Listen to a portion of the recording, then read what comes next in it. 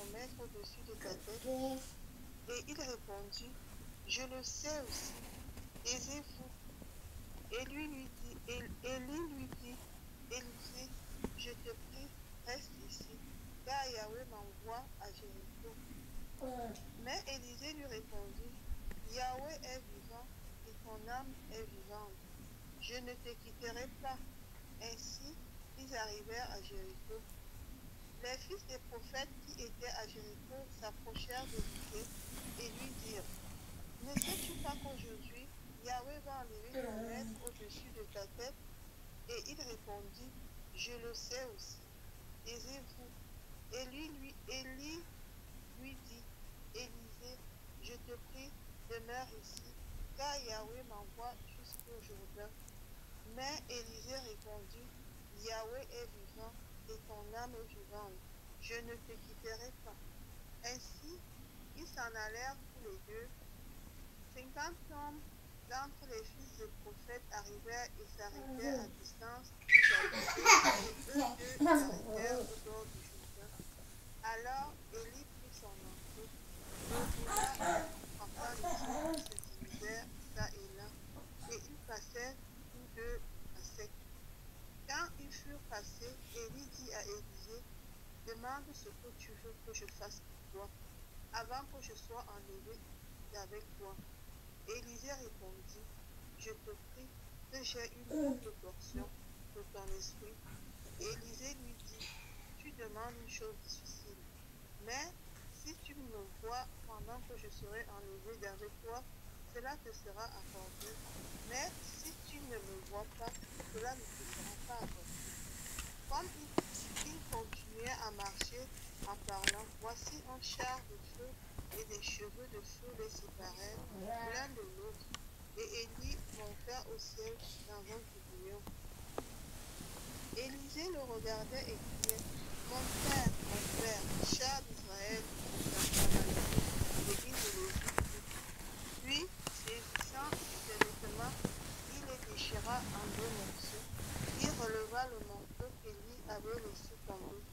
Puis, il retourna et s'arrêta sur le bord du Jourdain.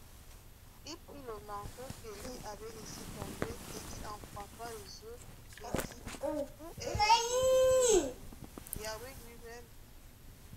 Lui aussi frappa les eaux qui se divisèrent en deux et Élisée passa. Quand les fils des prophètes qui étaient à Jéricho vis-à-vis l'eurent vu, lui dirent, l'esprit de lui repose sur Élisée. Ils vinrent à sa rencontre et se prosternèrent contre terre devant lui. Amen. Gloire à Dieu. Donc ici nous avons l'histoire de l'enlèvement d'Élie. Hein, et je crois que l'enlèvement c'est une réalité que certains de nous, en tout cas si nous sommes membres du corps de Christ, vivrons. Si effectivement nous sommes sur la terre, si nous, on n'est pas parti avant que le Seigneur ne vienne, d'autres vivront, l'expérimenteront par la résurrection, parce qu'ils ne seront pas là effectivement quand le Seigneur Jésus-Christ viendra, quoi. Donc ils seront peut-être dans le repos. C'est un message. Le message de l'enlèvement devient de plus en plus rare dans nos communautés, les communautés chrétiennes.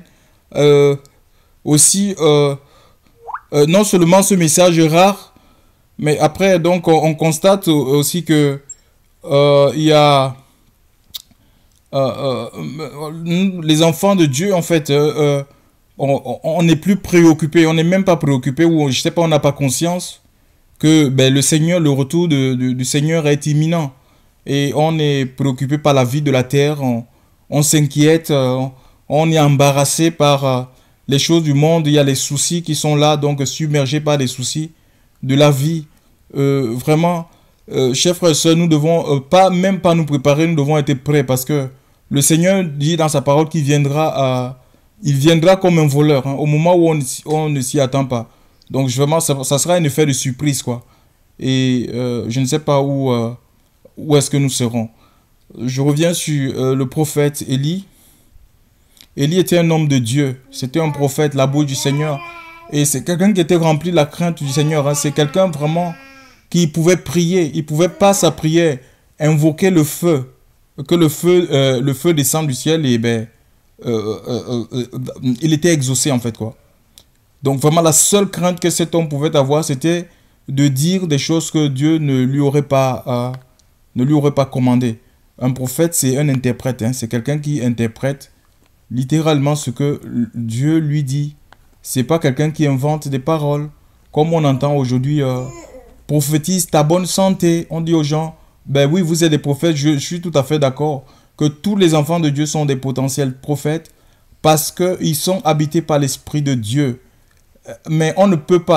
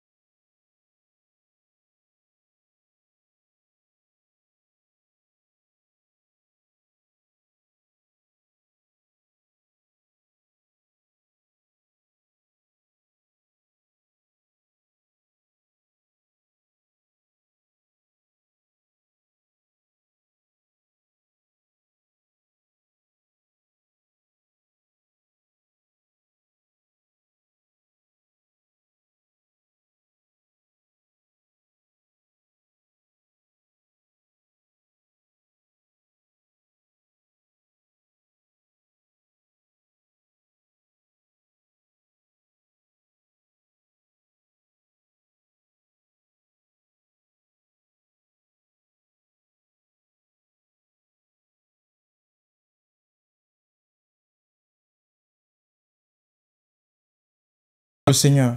Élie devait être enlevé. Et nous voyons que Élie et Élisée, donc Élisée était un jeune, Élisée c'était celui que Dieu avait choisi pour remplacer Élie. Élisée était le choix de Dieu. C'est Dieu qui avait choisi Élisée. Et Élisée avait besoin d'être formé dans le ministère prophétique. Chers frères et sœurs, donc, et Dieu, même quand Dieu nous appelle, quand nous sommes appelés, peu importe la fonction que le Seigneur voudrait que nous occupions dans son corps, parce que Dieu ne nous donne pas un titre, il nous donne une fonction, chers frères et sœurs. Chers frères et sœurs, et il va utiliser quelqu'un, il nous établit dans une fonction, et il va utiliser quelqu'un qui a du vécu, quelqu'un qui a une expérience, parce qu'Élie, c'est un homme d'expérience. Donc, quelqu'un qui a du vécu pour nous transmettre les automatismes, pour nous transmettre les codes, pour nous transmettre l'enseignement, chers frères et sœurs. Et les prophètes, avant tout, ce n'est pas des gens qui vont vous dire, voilà, je vois telle chose dans ta vie, ou te donner des paroles de connaissance. Non, c'est avant tout des gens qui enseignent la parole de Dieu, qui enseignent la loi, parce que le ministère prophétique consiste à ramener les cœurs des enfants vers le Père. Le véritable Père, c'est Dieu. Hein. Premièrement, vers Dieu. Donc, on est là, un vrai prophète, c'est quelqu'un qui va ramener le cœur du peuple à la loi de son Dieu. C'est ça, c'est des gens qui enseignent, ils sont là pour enseigner la sainteté, la droiture, la justice, pour rappeler au peuple les paroles, les commandements du Seigneur. Élie et Élisée vont, avant que Élisée ne reçoive le manteau, ils ont parcouru différents endroits, hein, des villes différentes, et nous avons Gilgal, c'était la première ville. Après, il y a eu Bethel, Jéricho, le Jourdain. En fait, ces villes ne sont pas données de manière fortuite. Hein. Elles ont tous leur symbolisme. Nous allons un peu nous attarder sur la ville de Gilgal. Gilgal se trouvait sur les plaines les plaines de Jéricho. Et en fait, dans cette ville, qu'est-ce qui se passait? Quand Josué. Donc, nous sommes dans Josué 5. On ne va pas l'ouvrir. Donc, vous pouvez le voir prochainement. Quand Dieu, Israël, sous la conduite de Josué, Moïse, Dieu venait de prendre Moïse. Qu'est-ce qui s'est passé? Sous la conduite de Josué, parce que c'est Josué qui a amené le peuple à rentrer dans le pays à conquérir Canaan. Il va demander, donc avant, quand ils ont traversé le Jourdain, ils ont traversé le Jourdain vraiment à sec. Hein. C'est des sacrificateurs, il y avait 12 sacrificateurs qui portaient. 6 qui portaient l'arche de l'Alliance. Quand ils ont posé leurs pieds sur le Jourdain s'est séparé en deux.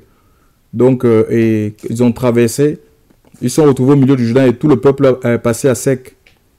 Et c'est comme ça que ça s'est passé en fait, du temps de Josué. Et quand ils sont arrivés sur à Gilgal là, c'était un endroit montagneux. Il y a une génération, la génération qui n'avait pas été qui est née au désert. Parce que tous les gens qui sont sortis de l'Égypte, en fait, ils sont morts, ils étaient morts au désert, ils ne sont pas rentrés dans le pays de la promesse, excepté Josué et Caleb. À cause de quoi? À cause de la désobéissance, parce qu'ils passaient leur temps à murmurer, chers frères et sœurs, à murmurer contre Dieu. Ils sont tous morts. Et la génération qui est née en Égypte, eux, ils n'étaient pas circoncis en fait. Ils n'étaient pas circoncis. Et Dieu va demander à Josué de fabriquer les couteaux de pierre et de circoncis toute cette génération qui était née au désert. Gilgal, ça veut dire action de rouler en fait. C'est à Gilgal que le peuple, la génération qui est née au désert a été circoncis. Donc Dieu a roulé l'opprobre de ce peuple dans cet endroit, dans cette région montagneuse. Et en fait, la circoncision, ça remonte depuis Abraham. Hein. Dans Genèse 17, en fait, c'était Dieu, c'était le signe en fait de l'alliance que Dieu a donné à Abraham. Abraham a été circoncis à un âge vraiment, je crois, à 99 ans. Hein. La référence est dans Genèse 17, à partir du verset 10. Donc, et la circoncision consistait en l'ablation, n'est-ce pas, du prépuce chez les mâles. Tous les mâles, on devait les circoncire, on devait couper cette partie, la chair en fait, la chair du prépuce, le prépuce en fait. Donc, et c'était une épreuve vraiment douloureuse, mais il fallait avoir ce signe. C'était comme c'était le signe de l'appartenance. Pour savoir que tu appartenais à Dieu, il fallait passer par la circoncision. Et c'était comme un pacte, chers frères, ce que Dieu établissait avec ce peuple. Et vous savez, dans les pactes ou dans un contrat, il y a ce qu'on appelle des clauses, des détails. Chers frères et sœurs, ça veut dire que le peuple devenait le peuple de Dieu.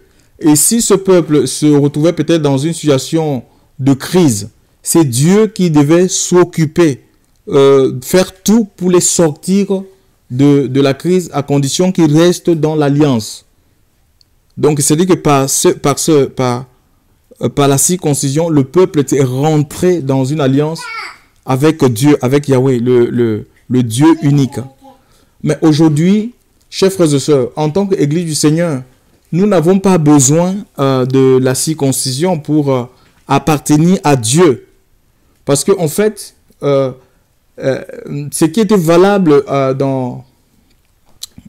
à l'époque de la loi, bien avant la loi, hein. Donc Abraham c'est avant la loi, ce n'est plus valable aujourd'hui. Donc ce n'est plus valable aujourd'hui parce que quelqu'un peut lire Deutéronome chapitre 30 au verset 6 s'il vous plaît.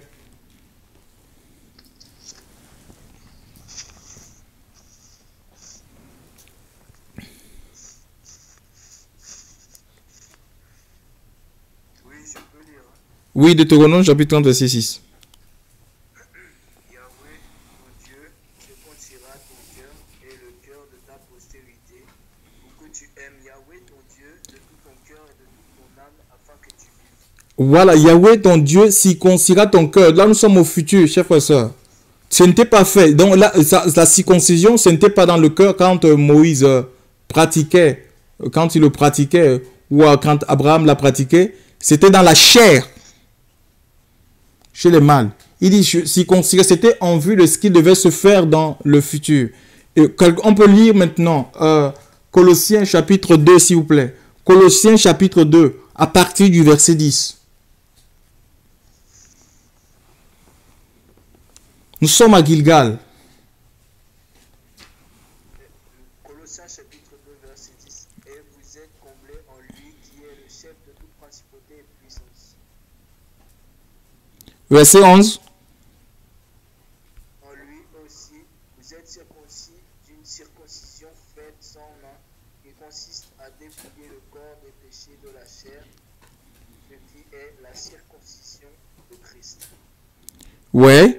Donc, Colossiens 2, vous voyez bien ce que ça dit. Colossiens 2, verset 11, nous dit, en lui aussi vous êtes circoncis d'une circoncision faite sans main, mais qui consiste à dépouiller le corps des péchés de la chair, ce qui est la circoncision de Christ. Chers frères et sœurs, donc en fait, maintenant, en fait, si nous avons des enfants, comprenons que la circoncision de la main, celle qui est faite charnellement par les ciseaux, au travers des médecins et autres, peut-être pour des besoins d'hygiène, on peut le faire, mais sachant que, enlevons dans notre tête, dans notre esprit que, parce qu'on va circoncire nos enfants, ou on va faire circoncire notre mari, que cela nous rend agréable à Dieu ou nous approche de Dieu.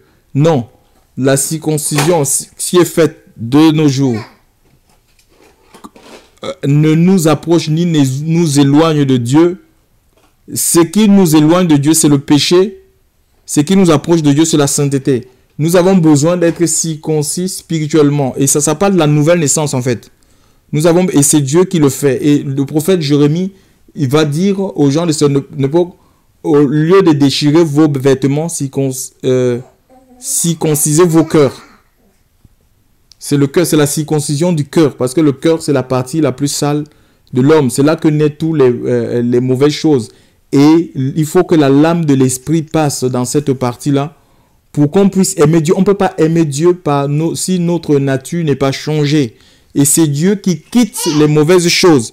C'est Dieu qui quitte la haine. C'est Dieu qui quitte la discrimination. C'est Dieu qui quitte les adultères, les pensées impures dans notre cœur pour qu'on puisse l'aimer, chers frères et sœurs. Alléluia. Mais si on vit selon les penchants, si on est attaché aux penchants de nos vies, on marche selon nos penchants, mais c'est une vie d'angoisse qu'on va connaître, chers frères et sœurs, dans le Seigneur.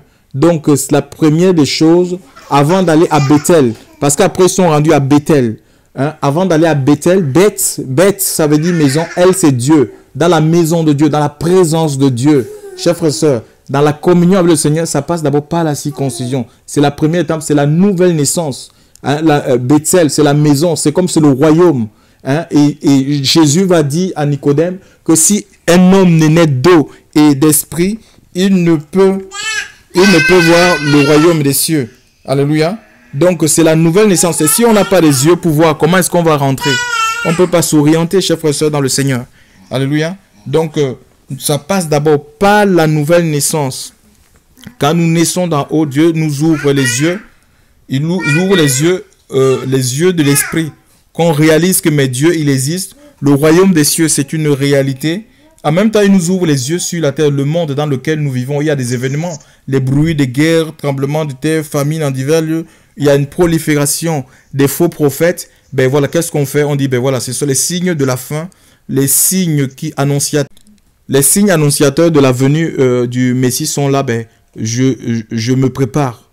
Je me prépare. Alléluia. Donc, la circoncision. Quand on est circoncis, on peut aller dans la présence de Dieu. On va aimer Dieu.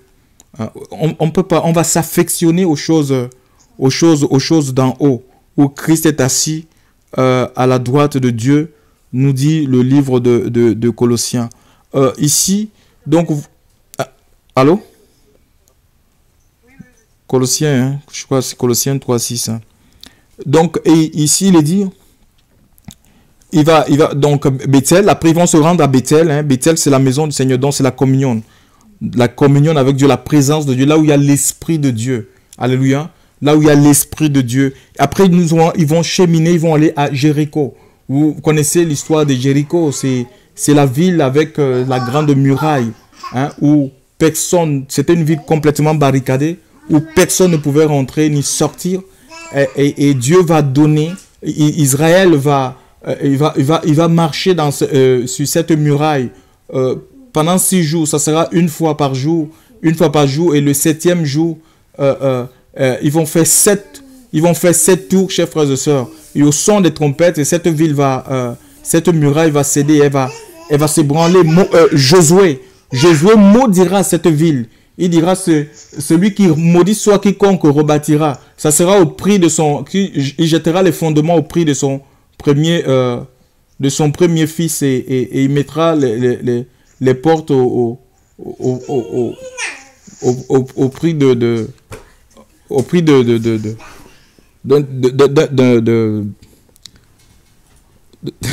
voilà, de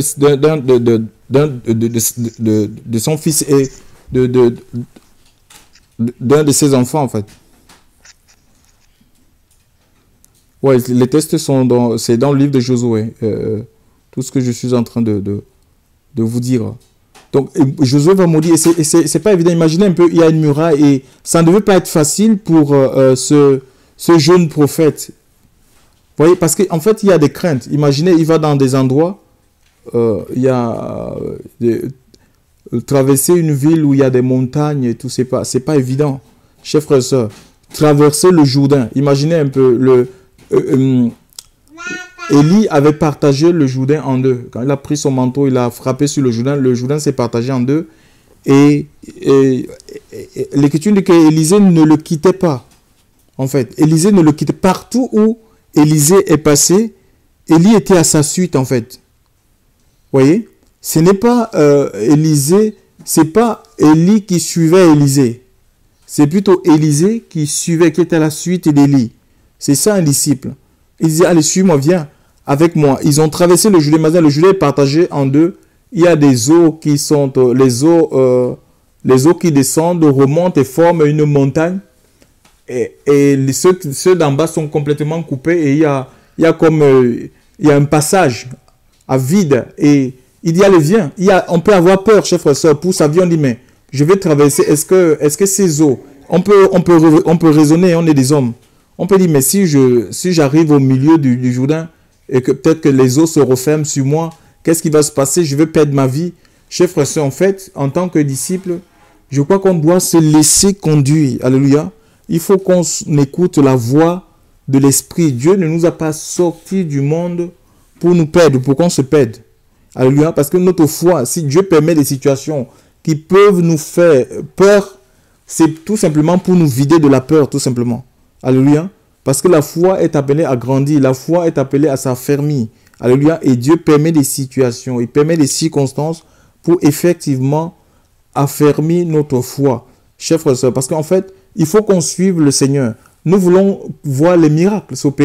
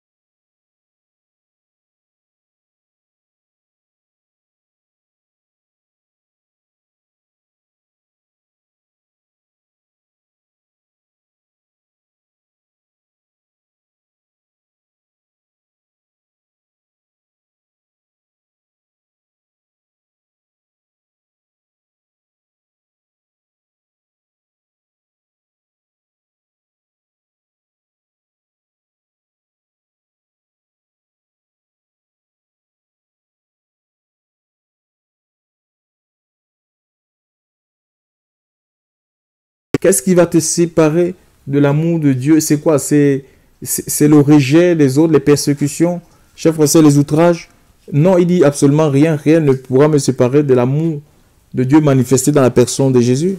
Mais à condition qu'on demeure dans l'amour. Et l'amour de Dieu consiste tout simplement à garder ses commandements, quelles que soient les circonstances, chers frères et sœurs. Alléluia. C'est ça, un disciple, c'est quelqu'un qui suit, que tu es attaché à un maître, tu écoutes les enseignements d'un maître dans le but d'obéir, dans le but de reproduire, parce que plus tard tu dois reproduire quand le maître ne sera plus là. Tu es appelé à perpétuer son message, tu es dépositaire de son enseignement, tu es appelé à agir, c'est-à-dire qu'on ne doit même pas. Quand on voit Élie avec Élisée, quand Élie a été enlevé, Élisée a pris le manteau et qu'est-ce qu'il va faire? Il va rouler le manteau, il va frapper sur le Jourdain, les eaux du Jourdain vont se partager. Les gens, les 50 prophètes, fils de prophètes qui étaient là, que diront-ils? C'est eux qui vont dire, c'est pas Élisée qui va se mettre à dire, eh ben vous voyez, l'esprit d'Élie est sur moi. J'ai l'esprit d'Élie. Non, non, non, non, c'est les gens de l'extérieur qui vont reconnaître, ils vont dire, non, l'esprit d'Élie repose sur Élisée. C'est ça, le monde doit effectivement voir vraiment le Seigneur. Hein? Au-delà des belles paroles, que l'Esprit de Dieu vit en nous, que l'Esprit de Dieu anime nos vies, chers frères et sœurs. C'est les gens qui doivent le voir, c'est ça le témoignage. Ça doit être vu de l'extérieur. Hein? Donc, et on ne pouvait pas, quand on est véritablement un disciple accompli, c'est difficile de te distinguer avec le maître. Hein? On peut penser que tu es le maître. Et pourtant, non, tu es disciple parce que tu as suivi tu as suivi tout simplement fidèlement l'enseignement. Tu as discipliné ta vie par rapport à l'enseignement que tu as reçu de ton maître. Le Seigneur veut des disciples, chers frères et sœurs. Il ne veut pas des adeptes des religions. C'est ce que les dénominations produisent. Des adeptes, des fans, des fans des hommes de Dieu. Chers frères et sœurs, le Seigneur veut des disciples pour être utilisé par Dieu. Chers frères et sœurs, on a besoin d'être disciples. On n'a pas besoin d'être... c'est pas les titres. Hein. Les gens courent après les titres. Tu peux avoir toutes les formations que tu veux. Mais frère, nous avons besoin d'être disciples du Seigneur. Nous voyons dans Acte 9, le Seigneur va utiliser un disciple du nom d'Ananias. Hein. Il va se révéler à lui en disant, va dans la rue qu'on appelle la droite. Et il y a un certain Paul de Tarse. Il t'a vu en vision. Prions pour lui imposant les mains pour qu'il recouvre la vue, chers frères et sœurs. Et nous voyons que ce disciple va résister, il va dire non, mais je connais, Seigneur, je ne peux pas, je connais tous les mots que cet homme a fait aux enfants de Dieu, aux gens qui invoquent ton nom, et il détient de la part des principaux sacrificateurs les pouvoirs de lier et de battre tous ceux qui invoquent ton nom. Le Seigneur lui dira, va, cet homme est un instrument que j'ai choisi. Et il va obéir, il va s'exécuter, chers frères et sœurs. Il ne va pas dire, non, mais Seigneur, tu vois, non. Nous, on est toujours en train de discuter, chers frères et sœurs. Il dit, va. Alléluia. Va. Je ne sais pas, est-ce qu'on est prêt à aller là où le Seigneur nous envoie? Et regardez, la ville de Jéricho, c'était une ville maudite. Ils sont pu aller dans cette ville. Il y a des endroits où le Seigneur nous envoie. Oh non, mais je ne peux pas aller habiter dans ce quartier. Tu te rends compte, ce quartier-là, oh, je ne peux pas aller dans cet endroit. C'est impossible, ça. Mais comment si nous, on ne va pas dans ces endroits-là? Et comment ces gens-là vont recevoir le message de la vie?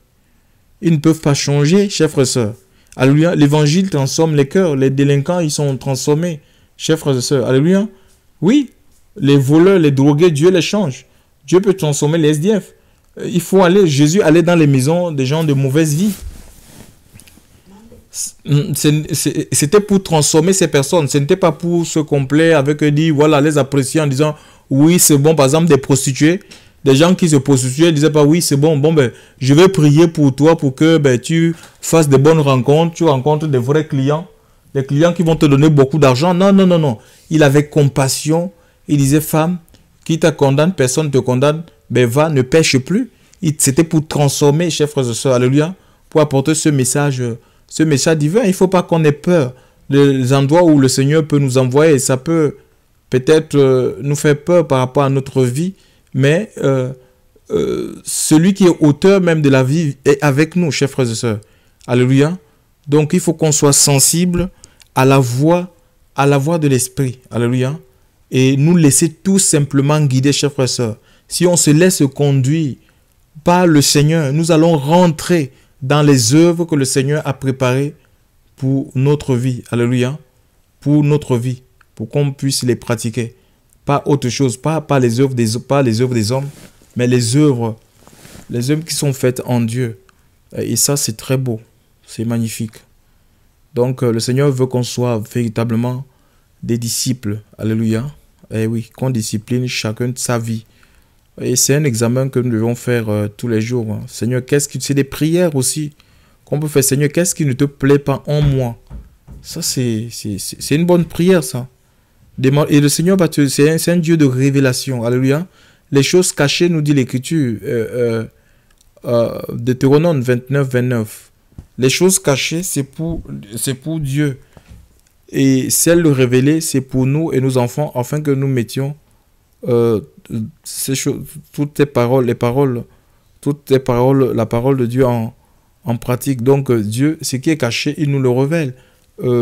Jérémie 33, verset 3, nous dit: invoque-moi, je te répondrai, je t'annoncerai des choses cachées que tu ne connais pas.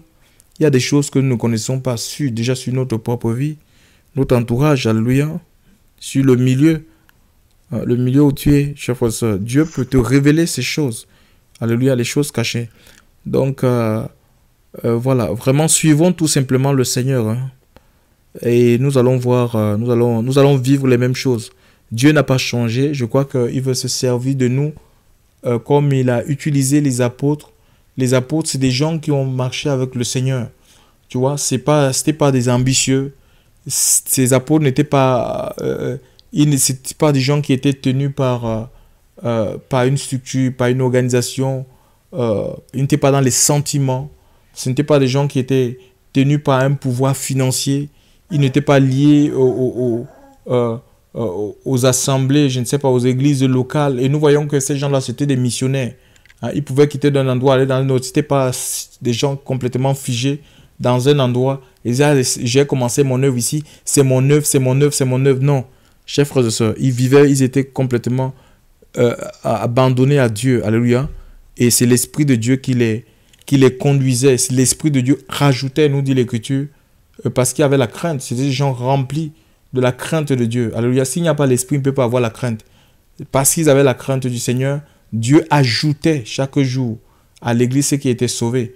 Mais aujourd'hui, regardez, les églises, déjà, ce n'est pas le message du Seigneur, c'est plus du marketing. On flatte les gens.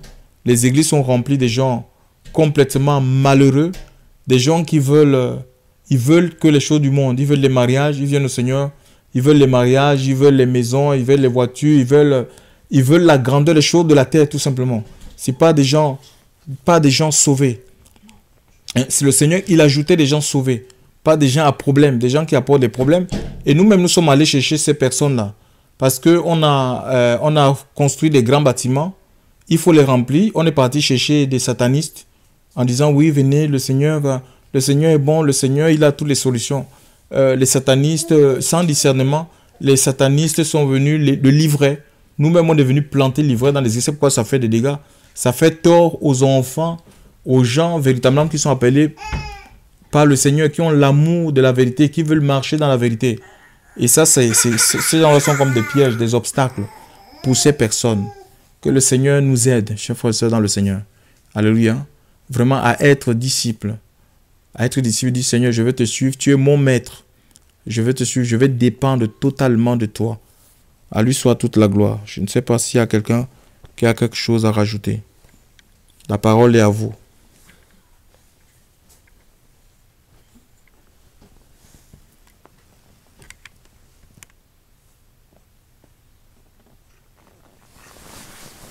Galates 5, verset 4, 4 à 7. Vous êtes séparés de Christ, vous tous qui cherchez la justification dans la loi. De la grâce. Et nous attendons par l'Esprit l'espérance d'être justifiés par la foi. Car en Jésus-Christ, ni la circoncision, ni le prépuce, mais seulement la foi qui opère par la charité. Amen.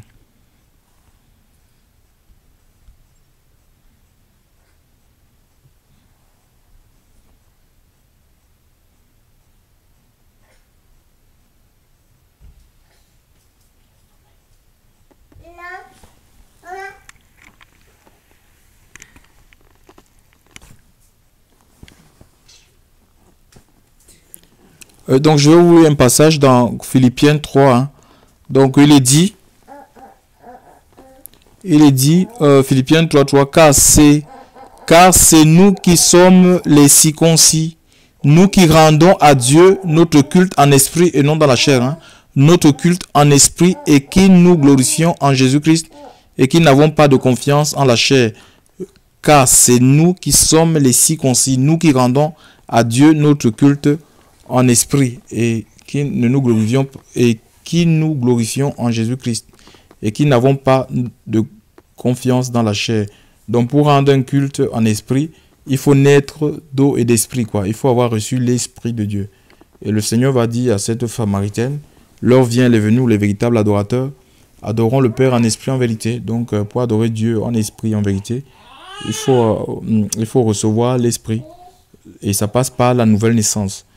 Donc aussi, la circoncision ou l'incirconcision n'est rien. Ce qui est important, ce qui importe, c'est qu'on soit une nouvelle création en fait. Et ça, c'est Dieu, c'est le Seigneur seul qui opère cette nouvelle créature en nous, parce que Christ a donné sa vie sur le bois de la croix, son sang coulé, et le Saint-Esprit a été communiqué aux hommes. À lui soit toute la gloire. Merci Seigneur.